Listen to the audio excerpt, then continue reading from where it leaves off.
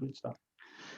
Hi everyone, welcome to another session of Core Unit Tools. This one's number 4, and today I'm happily joined by a bunch of maker people, and we have Otonomos and OtoCo.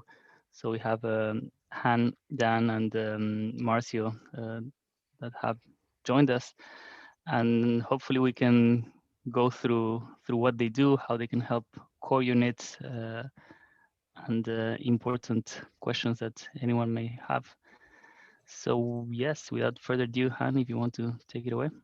Thank you, Juan. Yeah, great. So just as a bit of perhaps anecdote, I met Runa, I think it was back in 2014, it may have been 15. I think it was before the launch of the Ethereum mainnet, and he came to see me and explain Maker to me. And I must confess, I'm a bit ashamed to say it went totally above my head. I just couldn't grasp it. When he talked to me about the Maker token and then the DAI token as the stable coin and the algorithm that would keep the peg. And I was just like, not getting it, regretfully. But back at the time, we were already helping the community and especially the Ethereum crowd of getting companies around the world. That was kind of the the friction point that we wanted to remove with Otonomos. And so, yes, we helped Runa in the initial days. We helped also the Ethereum Foundation. We helped Vitalik in Singapore when we were still based there. Then we had a major investor coup back in 2017. This is all now behind us, but basically the company was reset after we had to boot out some bad actor VCs. So that was a lesson learned. But Autonomous is continuing to provide structuring advice and incorporation services for the crypto community, only for crypto and blockchain companies. So we see pretty much any name that is kind of out there and a lot of names that are not yet known coming to us without much effort on the marketing side, because we kind of sit shoulder to shoulder with the teams. We're not lawyers. We don't sit opposite the table. It's really about every project that comes to us is kind of like a puzzle, and we're just having fun solving that puzzle. Now, when I say we have fun, we actually sometimes don't have fun, because when it comes to offline incorporations, the legacy layer is just full of paper pushing and filing and forms and PDFs. Now, somebody's got to do it. And luckily, I've got a good team that helps me with that. But we divide Autonomous into a component of off-chain incorporations, as we call it, which is everything to do with registries and filing and what have you. If, for instance, you want a foundation in Cayman or a BVI entity or a Canadian LLP or a Hong Kong company, we cover all of these jurisdictions. But believe you me, in the kitchen of Autonomous, there's a lot of swearing going on and occasionally some throwing of pans and utensils, because it can be very frustrating. The end analysis is that it's very difficult to replace a legacy layer with technology, because the legacy layer is very much frozen and cemented with players who are ultimately protected by the government, like a filing registry. However, the second part of Autonomous is what we call OtoCo, and I think we're going to exit that to the community come May or summer, because OtoCo is where we found a way to legally engineer an on-chain company. And so it wouldn't be longer, let's say, Juan setting up a company with us. It would be Juan's wallet that is the first owner of the company. And so he will control the whole company the same way that, one connects the wallet to Maker, to Oasis. Okay. And guess what? We actually inserted DAI as the mean of payment to spin up the smart contract. It's essentially a smart contract you're spinning up by paying us 39 DAI. And the two places where so far we've been able to make it work is Wyoming, kind of no surprise, and Delaware in the United States. Now, whatever you've heard about the number of companies being incorporated in places like Singapore, Hong Kong, UK, multiply it by 10 to get a sense of how many companies are actually set up in Delaware, one state in the United States. And then Wyoming is definitely positioning itself as a blockchain friendly state where certain laws actually recognize that blockchain becomes the ledger of truth of what's happening in your company.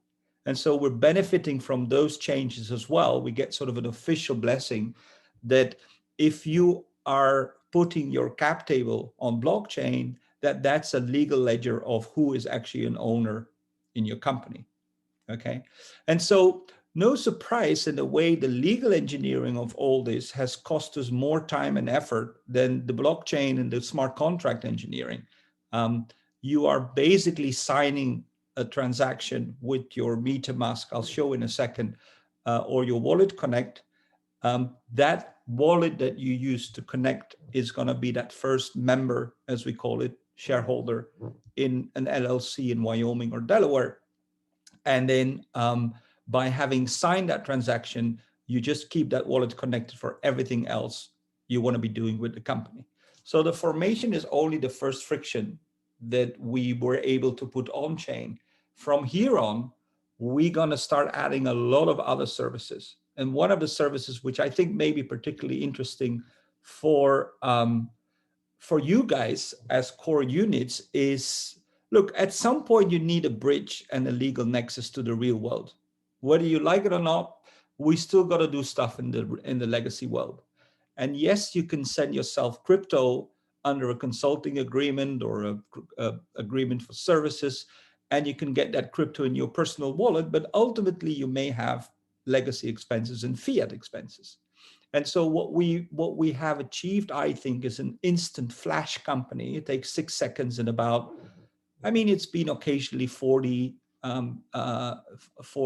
in gas, but it's typically around $20 in gas, plus that 39 DAI, and you get an actual real world limited liability company, and you can use it to wrap any type of thing in it. It's up to you. It's a freedom tool. It's just a wrapper around.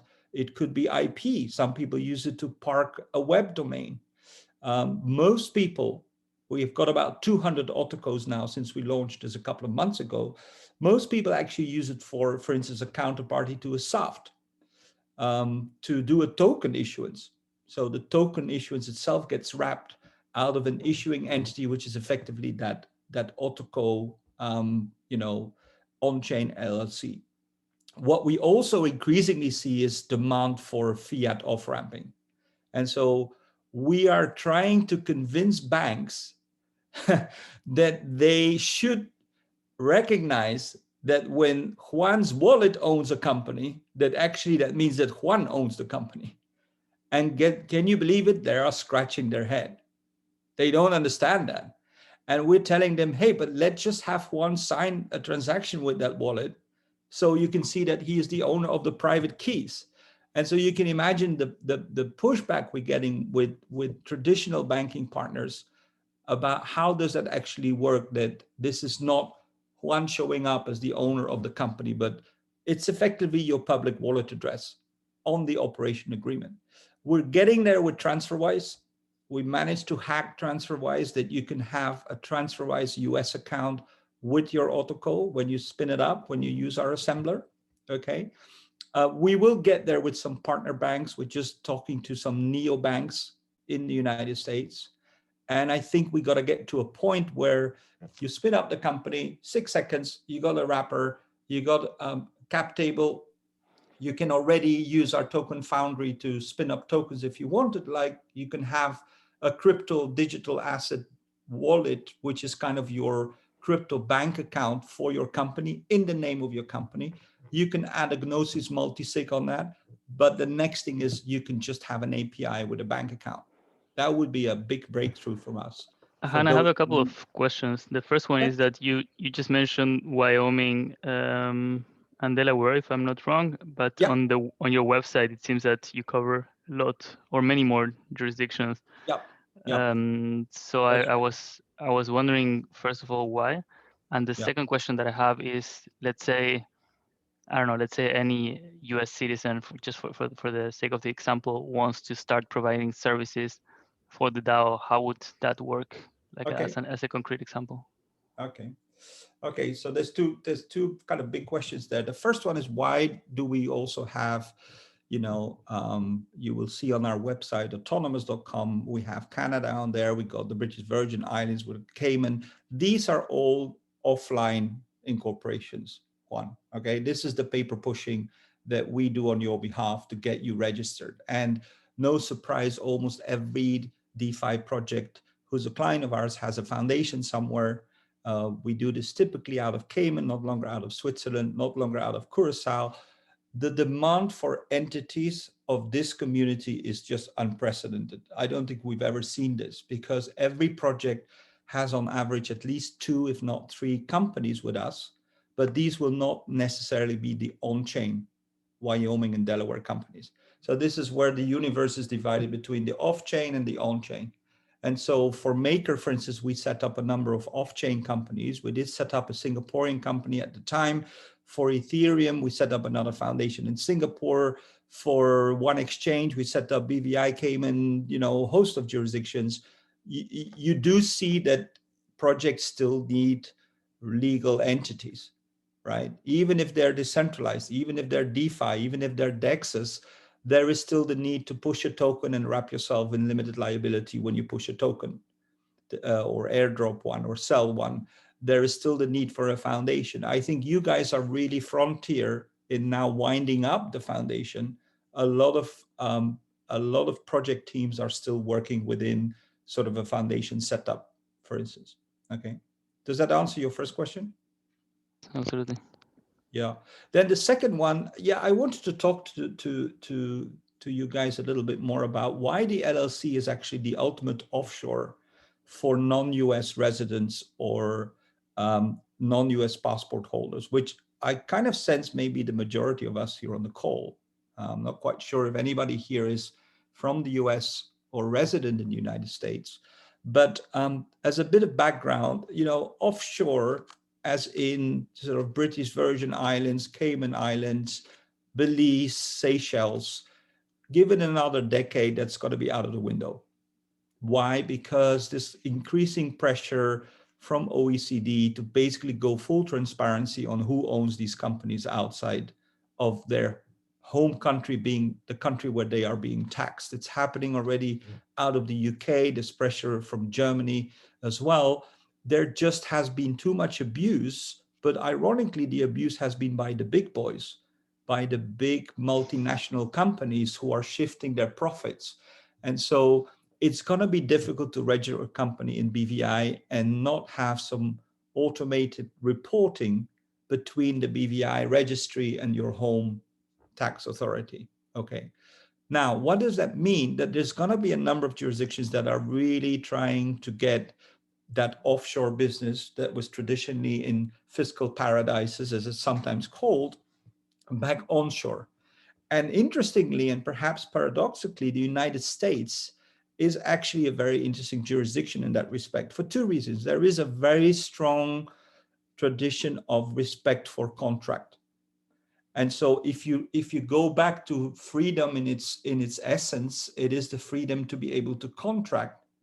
And there's very little limitations in the United States historically into what you can contract between 2 consenting parties, one, and second, the respect that courts have for something that has been agreed contractually is a lot higher than any other place around the world. For instance, in Germany, you would want to agree on something, there will be state provisions that somehow put limitations on what you have freely agreed. The same goes for most civil law countries. And even in the UK, you have that. So why am I saying that? Because that tradition of respect for contract, together with sort of legal precedents and common law, which we very much prefer over civil law, no offense here to anybody who comes from a civil law country, but common law is just based on precedent rather than statute, makes that wrapper, that LLC, an interesting vehicle in itself. Second, for non-US residents and passport holders, tax-wise, it's considered a foreign entity because the member is not from the United States or is not resident in the United States. So what that actually means in practice is that if you guys were to set up an LLC, whether this is now offline in the off-chain world or through OtoCo, you would have a company that has its own balance sheet, that has its own assets and liabilities, that can have bank accounts in the United States with fiat, that can have crypto exchange accounts if you needed a centralized crypto exchange, that can have self-custodied wallets that are part of the asset base of the company. And you have that limited liability shield to entrepreneur freely without being afraid that you're going to get personally sued. But at the same time, it's considered outside of the United States for tax purposes. There's one caveat here. If you were to own property in the United States that gives you revenue or income, for instance, you have like I don't know, you invest in a real estate project and you get the rental income, that would be taxed because it's what they call US source income. But if you, for instance, do contract work for Maker and you're receiving that payment in the wallet of your LLC in crypto, you then convert it through a centralized exchange or a Sendwire or a Coinbase or a Kraken, FTX, whatever, into a bank account held in the name of that LLC in the United States, then you are not within the US tax web because you're sitting there in Germany or you're sitting in Brazil or Colombia, I believe, where Nadia is, Mexico, I believe she's now. Somebody's still traveling. That's great. And so it is actually, and we blogged about it, kind of ticking all the boxes. If you need that sort of, I'm a roaming entrepreneur, citizen of the world. I work from my laptop in Thailand, and then I move on to Sydney and so on. So without wanting to pitch it too hard on you guys, you definitely want to have a close look at how well this could work for you in terms of your setup and the services you provide. Yeah, I think that's a lot of core units might be interested, and probably the best way is to deal case by case, right, and clear all Yep. the questions with you on some private session, I guess. Yeah. Maybe you can cover like a bit of a general example. Let's say, I don't know, let's say Frank here wants to start a core unit in the US and wants to hire um, two more people, one in the US and the other one in Germany. Okay. So what would he need to do to get this running? Sure. So obviously, I will demo in a second. You go to OtoCo.io, you connect your wallet, you spin up the entity, you pay your 39 DAI the gas fees. You got the entity. Then from there you start. You got basically that wrapper there, and then you can start contracting with people. If you wanted to employ people in the United States, Frank, you would need what they call an entity identification number. It's easy to get. It just takes a while. It's something that you need if you're going to run payroll in the United States, just to be aware. You will also need an EIN if you want a bank account in the United States for that entity. However, interestingly, I was actually rather surprised by that. Once you've got the EIN, you don't need to go and visit the United States to open a bank account. There is this thing where US banks are concerned about what US citizens do or US residents, make sure the reporting is there. But if you're actually an owner of a US company from abroad, they kind of, maybe they have limited understanding of geography. I don't know what it is, but they don't seem to care about you having a bank account in the United States, And so we do, for instance, work with a number of more traditional banks in Colorado or Wyoming. We're also talking to Caitlin, obviously, on Avanti Bank, Kraken. We'll see with Kraken where we get on their new bank in Wyoming. But we, for instance, use Mercury.com a lot. I don't know if you guys are aware of Mercury.com. It's a bit like a neobank in the United States, a nice GUI, friendly app, very easy, notifications. They do it so much better than Chase and Wells Fargo. And so in Frank's case, he could have people contracting with the LLC be paid by the LLC wherever they are around the world. And if he would want to have employees in the United States, well, he would just have to do what you have to do when you start contracting people in the United States: employment contract, payroll, that sort of reporting duties that will be imposed on any entity, not just an OtoCo, any entity. Okay. And I guess that then anything that has to do with dealing with the administration and the legal and the paperwork, that he would have to take care of that. It's not something that you guys do. No, we wouldn't want to do that. The Mm-hmm. truth is, though, that most of our users on the OtoCo side are not in the United States, don't employ people in the United States. They may just have contractors in the United States, which is absolutely fine. And so the paperwork is virtually zero. By virtue of having that OtoCo spun up under our smart contract, we provide you with a registered agent and a registered address in Wyoming or Delaware. We pay, there's a one-time, 1-year annual franchise tax, it's called, that you've got to pay on behalf of all the OtoCo LLCs. And so we take care of that, but we wouldn't, for instance, do stuff like employment contracts and payroll and stuff like that. You got plenty of service providers in the legacy world, like a Wave app. I don't know if you know them, who can do that for you. Yeah, we've spoken with a couple. Sure, Okay, interesting. sure. So what would you say is the main benefit of spinning the LLC? Sure, sure. So my question is, isn't Frank better off to set up an LLC to protect himself and then just charge the DAO? I'm not sure. So I maybe it's a mean, it naive would be question. his LLC if he used an OtoCo. Let's be clear about that. There's no contamination between the OtoCos horizontally. So yours, Frank's, Nadia's, there's really absolutely no risk of contamination. And there is also no contamination possible between what's happening at the master level, which is just us providing you with that registered office and address, and the actual OtoCo that you've spun up. So that's all legally ring fenced. So the advantages, I think, Juan, are perhaps threefold. First is the low cost. It's a lot less expensive than doing it offline. One. Second, the speed is just instant, right? It's 6 seconds and the transaction is confirmed. And then third, because we're all crypto native, I guess, it's just having all that on chain and the extra functionality you're getting from commanding and managing a company through your wallet is just so much more convenient. For instance, the fact that immediately you can, within the dash panel, add a crypto wallet that is effectively the asset wallet of your company, adding multi-sig to that. We just see people using this to park crypto, to even stake in DeFi, to let governance tokens accrue.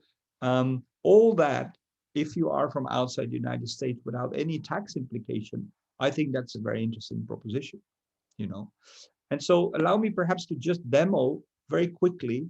I'm not going to do the full transaction because I would need to pay 39 DAI and the gas fees, but I'm going to get to a point where we spin up a company up to the point of payment, and then I'm going to log into one of the companies that I control through one of our wallets here. Is that okay? Yeah. Does anyone have any questions before we move into the demo? Yeah, I have one. Sure. Oh, No, go for it, yeah. Nadia. For you. Okay, thank you, David. Yes, well, we have been talking, for example, with Opolis. They are a payroll system, and they are able to pay others in crypto or whatever. Yeah. And one of their suggestions was that even if you are a contractor, you should create your own LLC. Yep. So I was wondering, like, maybe this instrument of creating an LLC through you guys is not just for the core units, like the company behind the core unit, but it also could be for every contractor that will provide services to that core unit, right? Sure, sure. I'm happy you say that, Nadia. We're obviously in the business of selling entities. So I may talk a bit my shop, but on a more philosophical level, right? You should never take any risk without limited liability. I mean, come on, this goes back to the early 17th century when the Dutch came up with this joint stock company, where they were basically each of them putting in an amount of money to get some ships out to the East Indies and the West Indies. Why? Because if something goes wrong, you just don't want to be personally liable. We're all taking tremendous risk by just operating in this brave new crypto world. So you gotta get anything you do, you gotta get limited liability wrapped around you. Any entrepreneurial type of risks you take, any contracts you sign, if it were to go wrong, it's just essential risk mitigation, in my view. We even see people using OtoCo to wrap a code in. So the code is owned by the LLC because it's experimental code. Some things may go wrong. It's a new type of AMM, or it's some smart contract with prediction market attached to it. And they kind of go like, we're not going to have this just out there. And then it's not going to be too difficult to find out, if we go totally unincorporated, who is actually the project team behind this, and get sued if something goes wrong, people lose money, etc. So yes, the short answer is your contractors too should probably look into setting up one of these entities. I'm not saying it should be an OtoCo on-chain LLC, but an LLC or another wrapper is a very good idea. So really quickly, my question was just about the breadth of services that your organization offers. I know you mentioned payroll. I know you mentioned actually like creation of the entity, and presumably like eventually like the destruction of the entity if it's needed. I'm curious if you also offer things like accounting, like creation of bank accounts, like that kind of management, and just generally, I'm curious about what else I might have missed or didn't hear. Sure, David. So no is the answer on payroll. We don't. Sorry if you misunderstood. These are just legacy services that there is plenty providers already. You just get from us, you get that box that is basically that container to do stuff in. And so payroll we wouldn't do for you. Accounting we wouldn't do for you. Guess what? Actually, there is no need to submit accounts in Wyoming or Delaware if you don't have assets in the United States that give you income. So you wouldn't actually need accounting unless you want to do accounting, or you have a degree of accountability towards, I don't know, the community. But as such, there is no need for accounting. Typically, our owners are from abroad, don't have payroll. It's all more, we provide services, we get paid in crypto. So the actual amount of legacy services that you would need should also be rather limited. But it's not something we do. We do the formation, we bring that on chain, we give some extra decentralized services on top. For instance, now with our next launch, we're going to have a decentralized notification that is not via email. So we plugged in the whole of the messaging that Textile is offering us. We are going to give you IPFS or Filecoin storage space, fully encrypted, etc. Those are the type of services that we want to offer because those are scalable. Whilst accounting, payroll, ultimately is not all that scalable. It's again very much an analog service. Does that make sense? Yeah, that does make sense. Thank you so much. Yeah, I guess for me, I'm just trying to wrap my head around how I would use your service, but then also because as a person who's proposing a core unit, I am cognizant of the fact that there is going to, probably be a need to set up some accounting. There's going to be a need to set up payroll in some cases, maybe not in all cases. So yeah, thank you.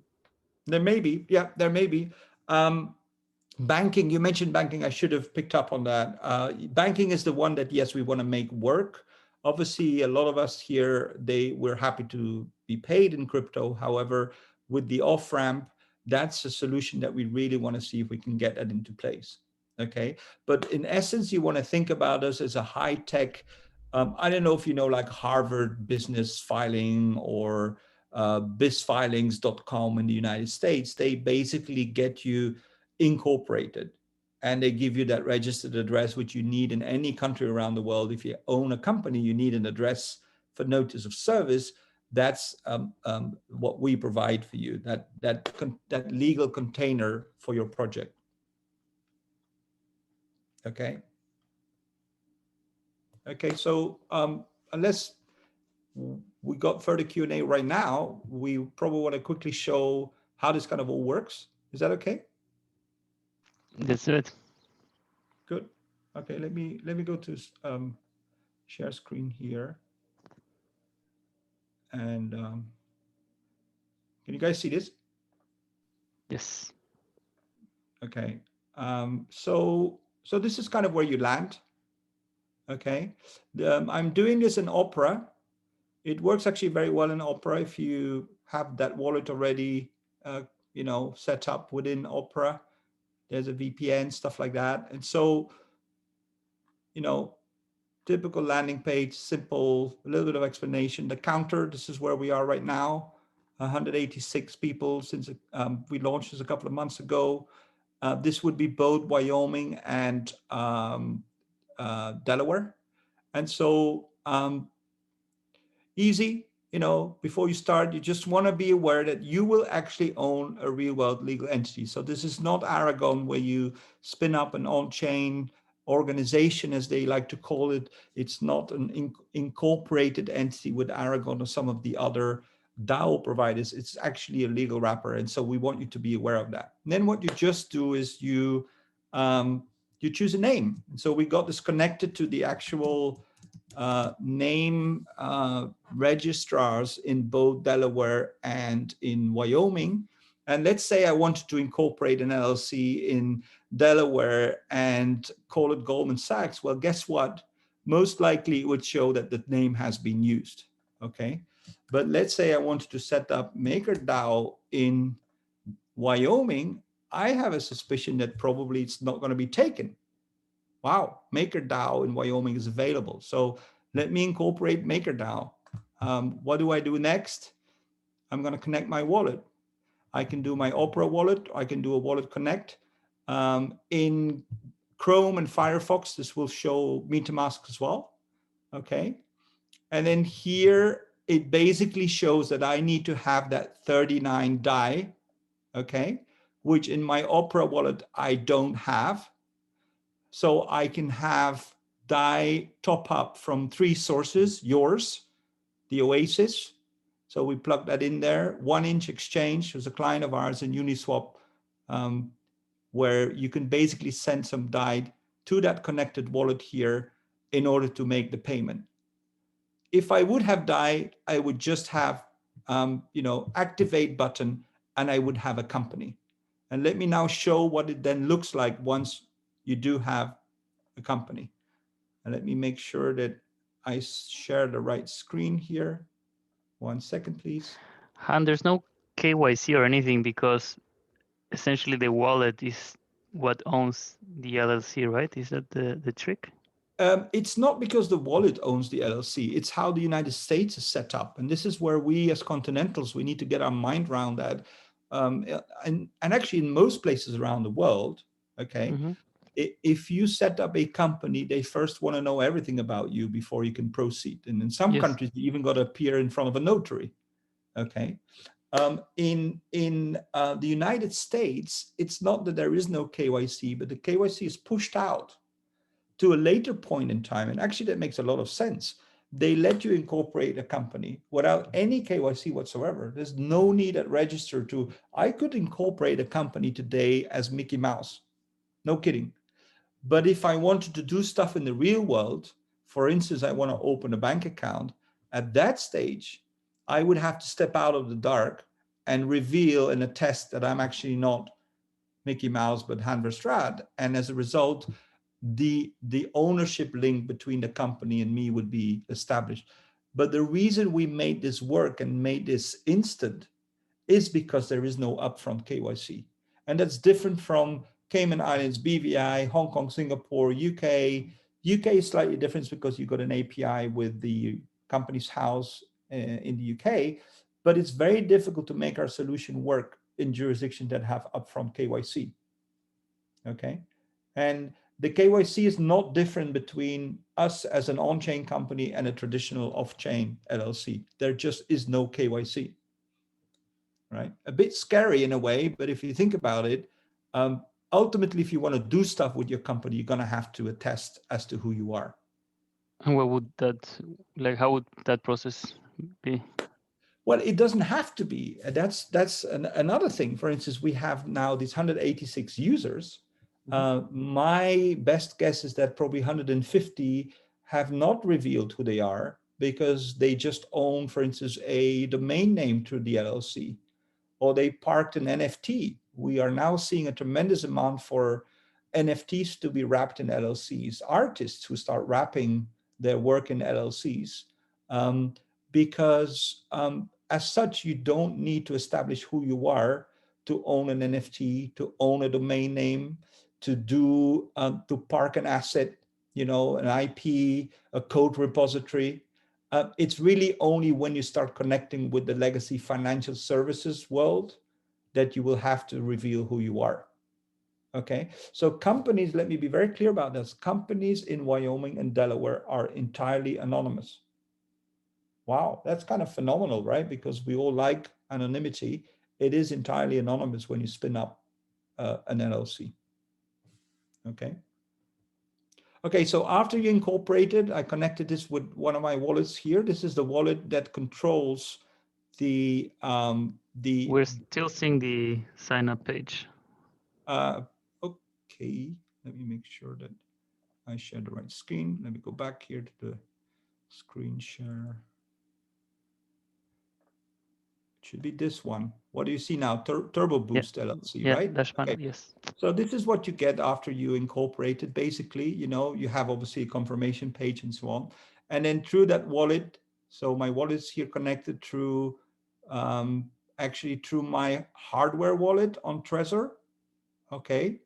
And you can also just have a MetaMask wallet, all right? But if you want to go more secure, you want to just connect your hardware wallet through MetaMask. And so this address here, ending 5C, owns TurboBoost LLC. You will see that there's an ETH address, which we allow you to reserve for your company, for your company's wallet address. So you can get an ETH extension for that. This is the smart contract address where your company is held. This is when it was incorporated. This was the very first one that we did as a bit of as a test, okay? But here's what I do when I manage it. This is kind of your dash panel. You get an overview. You get your documents. Now, this is an interesting one. I would have to download this, but you could effectively get a copy of your operating agreement downloaded. This is the key to that nexus with the real legal world. This is where we divert from an Aragon, for instance. This shows the name of your company, okay?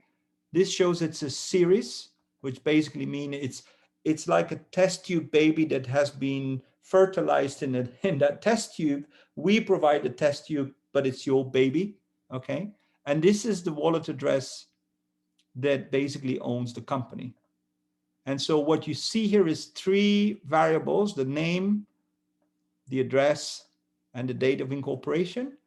And this is going to be the document that you're going to be using as sort of proof that this is your company. And this is also what governs the whole of the limited liability and all of the legal provisions that you want to make sure are correct to make sure that you can operate in the real world with limited liability. And this is you as the manager. Remember that 5C address, that main address that you saw here, up here, that's basically this address here. So I, through my wallet, am controlling this company as the manager. And I'm also the first member. Same address, you see, 5C, okay? So this is yours for all intent and purpose. But because the legacy world still likes paper, we provide you with a way of downloading the operating agreement for your company. What else do we provide? This is used a lot by our clients. You can immediately spin up a token. Well, let me not call it maker, right? Let me call it TBB TurboBoost.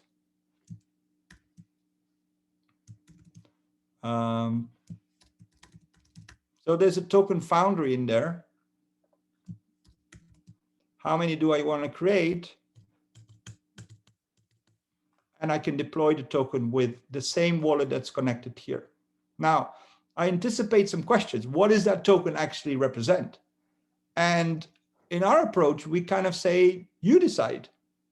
So typically, people will use this as a token that represent the actual shares in their company. What does that mean? That if you spin up, let's say, 100,000 tokens, you can then immediately start distributing some of these tokens to other people.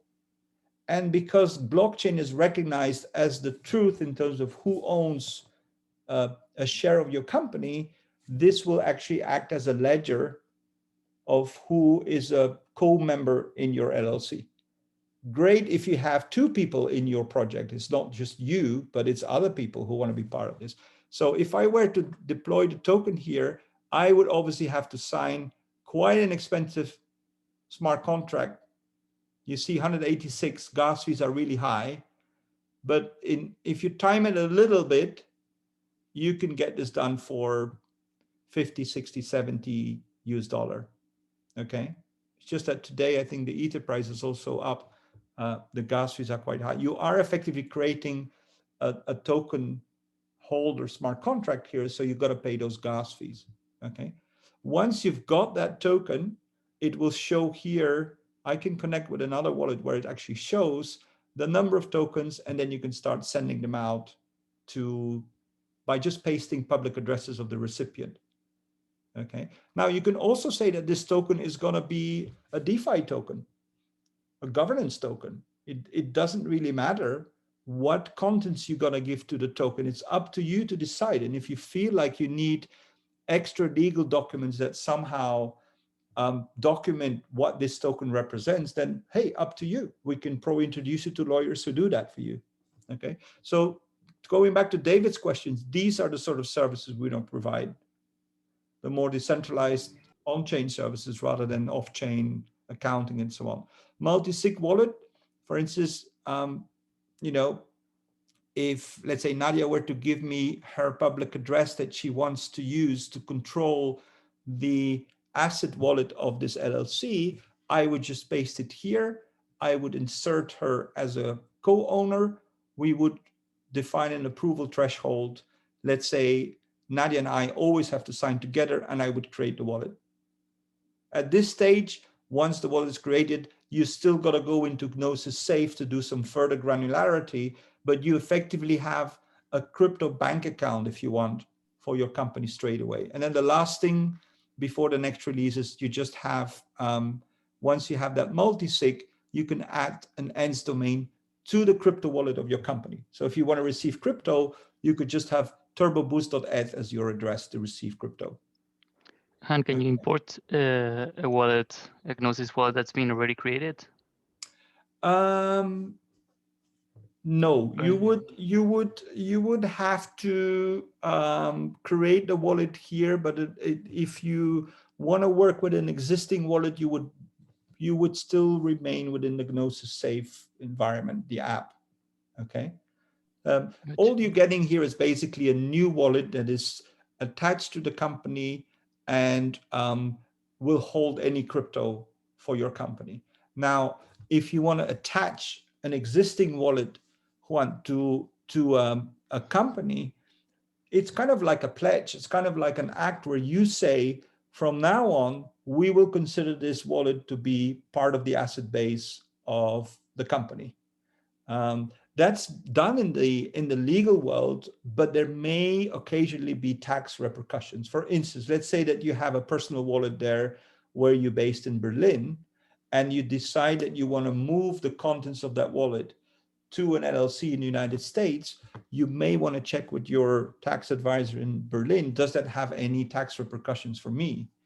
The German tax law may say that you can't just pledge assets to a company. In most countries around the world, we know that you can actually pledge assets to a company. It's called a deed of assignment, and it's just basically say, from here on, this crypto wallet on my Trezor or my ledger is belonging to my company. Nice. Okay. Can you have more than one wallet? Yeah, absolutely.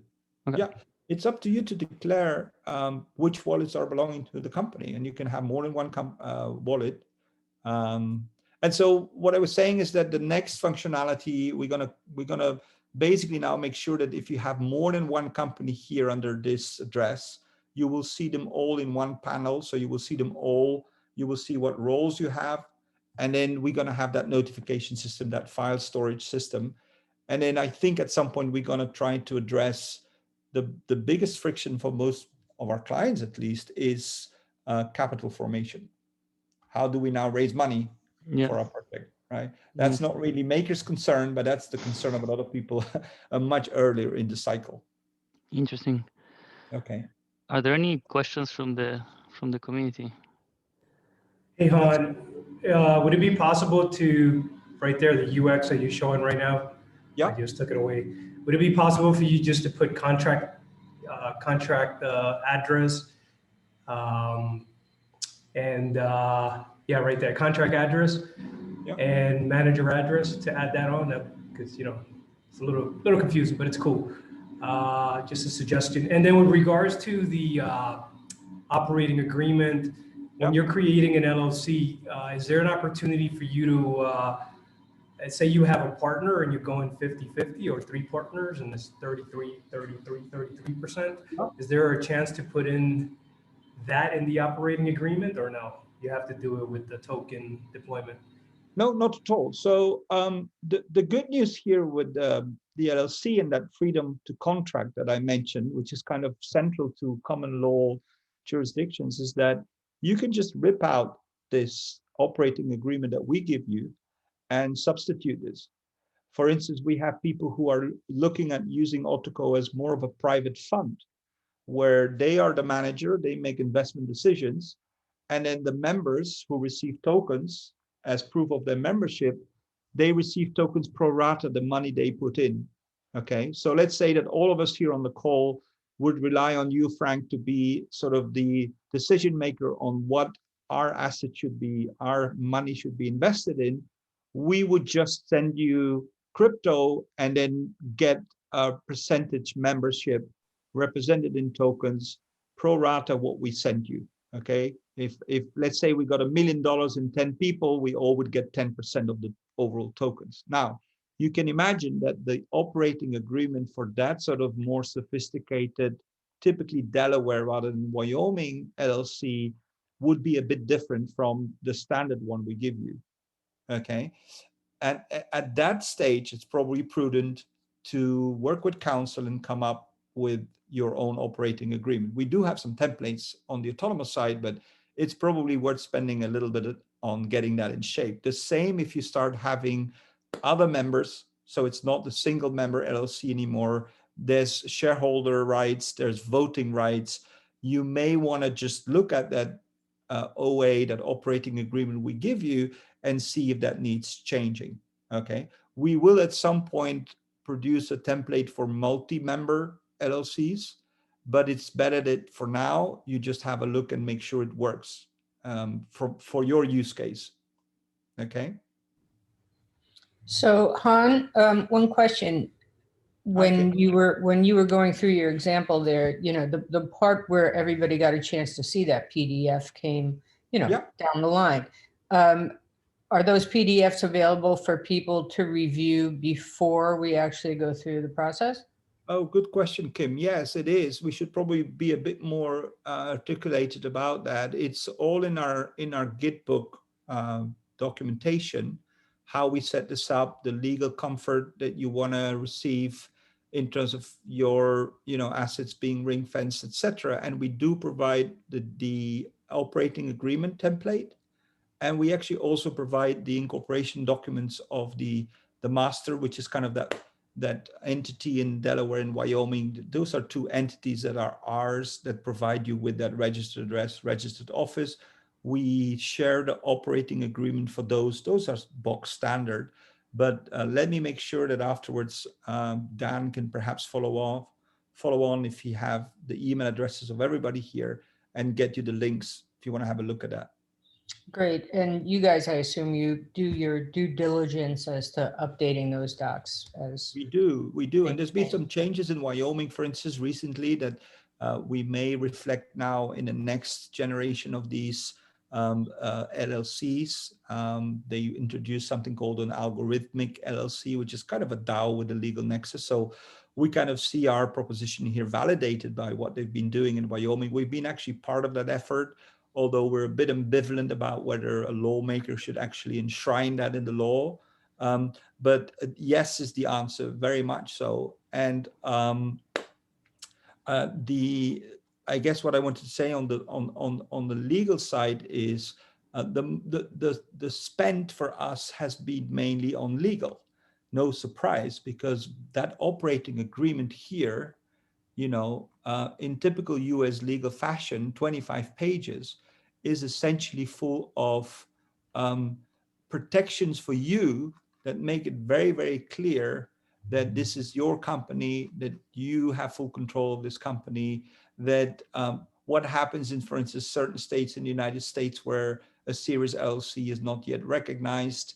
It makes it very clear in wording about the wallet being in control of this company, that being legally valid, et cetera, et cetera. So you can imagine the fun we've had on the legal engineering side versus the smart contract side, which was the easier part, actually. Sure. Thank you very much. Very helpful. Sure. Han, I want to be conscious of everyone's time. So if people have more questions or they are interested in, I don't know, starting something or doing a follow-up session with you, what's the best way of reaching out? Look, I think the best way is if you guys just join our Telegram group. We got a wonderful group. Vitalik is also part of this because he's kind of, he's known about Otonomos and we've helped him in a number of occasions. And so it's nice to see that it's a very well-behaved group. Mm-hmm. It's called The Road to OtoCo. And I am going to share right now the actual, so just join in. The reason I'm saying go there is you then don't just add questions from, or you just don't address your questions to the team here. You can basically get the insight from lots of the users of OtoCos who are in that chat group, and just the community knowledge base is tremendous. And we got some people there who are perhaps a bit sad, real anoraks in these things.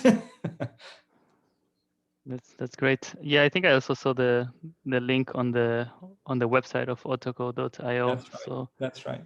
And then from there you can just DM us, right? We're all in there. And if you have very specific questions that are a bit more of a personal setup nature, just DM us and then we'll take it from there. I see Nadia just joined, for instance. Sounds good. All right. So thank you for joining us. It's been a pleasure, whole team. guys. I don't know. You'll probably be hearing from some of us soon. And thanks again for coming. Is there a Telegram group, like an equivalent for like the core units, or we use chat.makerdao.com. Okay, great stuff. All right. Yeah. Hey, we're just within the hour. That's great. It really was a pleasure, guys. Nice to reconnect. And Nadia, thanks again for making this possible. Okay. I think she's probably on mute, but yeah. Yeah. Thank you, guys. Have a nice one. All right. Bye.